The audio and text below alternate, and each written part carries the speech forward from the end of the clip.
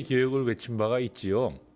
사회 대기란 이름의 질주, 오늘도 현장 한복판에서 한번 짚어보겠습니다. 시청자들의 가슴을 뻥 뚫어줄 박범수 박지하의 사이다 지금 시작하겠습니다. 사회개혁 이슈를 다 말한다. 이번 주는 뉴스토마토 K평화연구원 박지하 연구위원 나와 계십니다. 안녕하세요.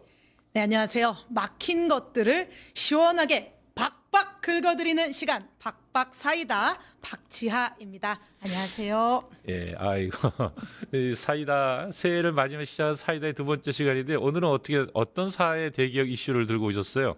예, 오늘은 응급실 뺑뺑이인데요. 예. 몇 시간을 떠도는 일명 응급실 뺑뺑이 피해 사례가 여전히 심각합니다.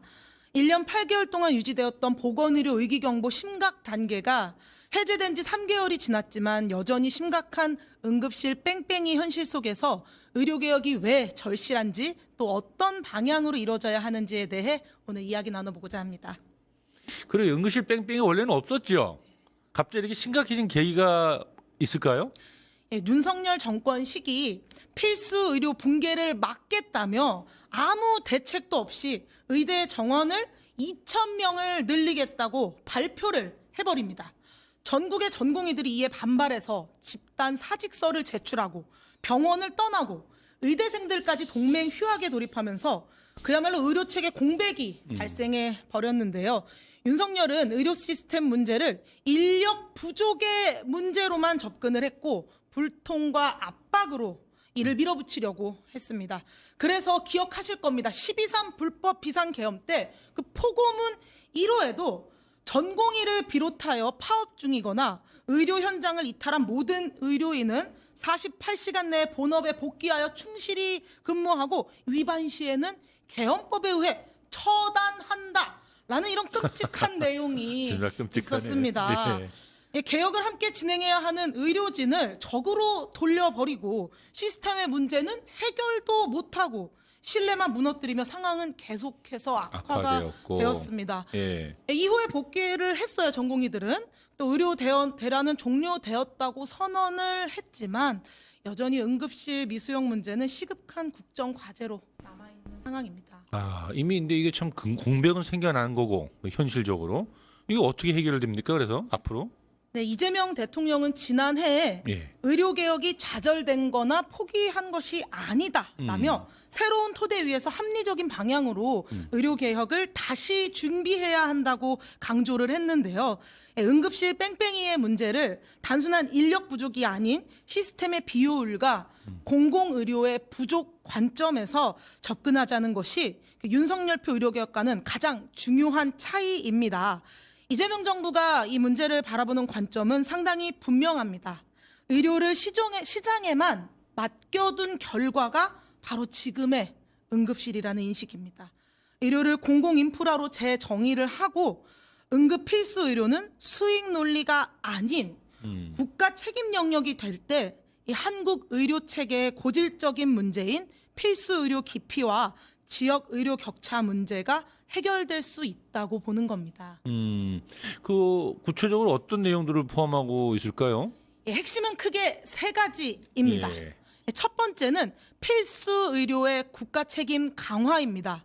응급, 외상, 소아, 산과에 재정을 직접 투입을 하고 적자라도 유지되는 구조를 설계해야 한다는 것입니다. 병원이 버틸 수 있어야 환자도 받는 거 아니겠습니까? 그렇죠. 예. 네. 그리고 두 번째로는 응급의료 전달 체계의 재정비입니다.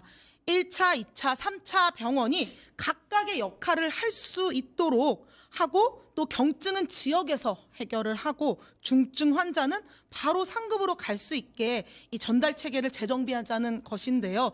지금은 사실 모든 환자가 대형 병원 응급실로 몰리고 있는 현실입니다. 이 구조를 그대로 둔 채 의사 수만 늘려서는 해결이 어렵다고 보는 겁니다. 네, 그리고 예. 네, 세 번째는 지역 의료 붕괴에 대한 대응입니다.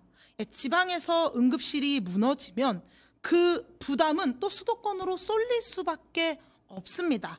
응급실 뺑뺑이를 막으려면 지역 의료를 살리는 문제를 피할 수 없습니다. 말씀드린 것처럼 응급실 뺑뺑이는 하나하나의 사건이 아니라 구조의 문제인 만큼 병원, 인력, 재정, 전달 체계를 동시에 변화시켜야 할 것입니다. 아유, 좋은 이야기긴 한데 이 반발도 만만치 않을 것 같은데요. 네, 맞습니다. 예, 의료계에서는 예. 이거 강제다, 이거 통제다, 예, 그러죠. 예, 이런 이야기 나오고요. 또 병원들은 수익성 약화를 현실적으로 그러니까요. 걱정을 예. 합니다. 음. 그런데 여쭙고 싶습니다. 지금 구조를 그대로 두고 누가 응급 환자들을 정말 책임질 것인가? 또 그러니까. 응급실에서 환자를 지금처럼 돌려보내는 것을 이대로 둘 수 있는가를 생각해 봐야 합니다. 의료개혁 지금 하지 못하면 전문가들이 말하듯이 의료 붕괴 현실이 될 수밖에 없습니다. 그런데요. 이제 가야 할 길은 이게 분명한데 왜 의료 계획이 번번이 실패했느냐? 이제 오늘의 이제 고구마 시간인데 이제 사이다를 먹어야 되니까 의료 계획으로 가는 길을 가로막는 고구마는 어떤 것들이 있습니까? 네, 제가 앞서서 예. 응급실 뺑뺑이는 하나하나의 사건이 아닌 구조의 문제라 말씀드렸는데요. 마치 이 고구마 넝쿨 같은, 오늘은 넝쿨을 좀 파 보았습니다. 예, 여기 올려놓고 말씀드릴게요. 지난 27년간 의대 정원은 사실상 동결이 되어 왔습니다. 더불어 간호사의 역할 확대, 비대면 진료와 같은 의료 서비스 혁신은 번번이 제동이 걸려 왔는데요. 이런 의료행위에 대한 폐쇄적 독점 구조와 환자 편의와 공공성보다 집단의 이해가 앞에 놓여온 이런 구조를 바꿔야 하는 것이 필요합니다. 또한 보건복지부, 대형 병원, 의과대학 교수들 사이의 끈끈한 인적 네트워크가 국민들이 낸 건강보험료가 필수 의료보다는 수익성 높은 진료에 유리하게 배분되도록 작동하는 이런 구조도 바꿔내야 할 것입니다. 끝으로 도수치료, 백내장 수술처럼 비급여 비중이 높은 일부 전문과를 중심으로 과잉 진료 구조가 형성돼 왔다는 것은 많은 분들이 또 공감하실 텐데요. 실손보험과 결합된 이른바 의료 쇼핑 생태계는 수익은 키웠지만 필수 의료로 가야 할 인력과 자원을 좀 빨아들였다 왔죠. 이 특정 전문가 중심의 시장 독과점을 뿌리 뽑아야 의료개혁은 가능할 것입니다. 예.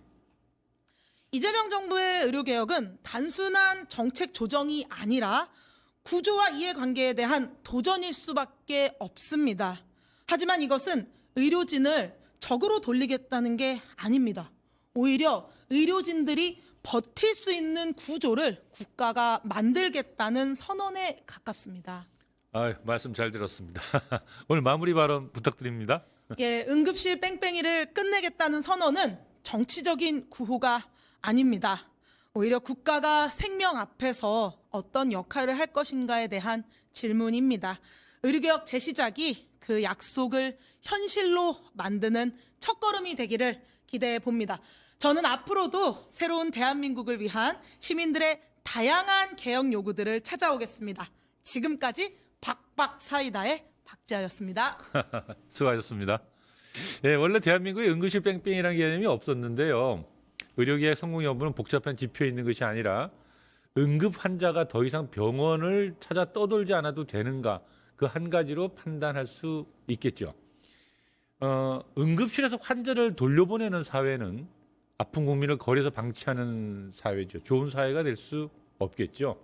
박 의원님 수고하셨습니다. 앞으로도 시원한 사이다 부탁드릴게요. 네. 증권봉합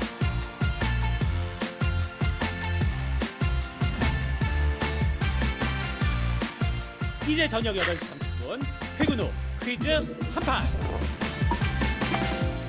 혼자 하지 마세요. 같이 해요.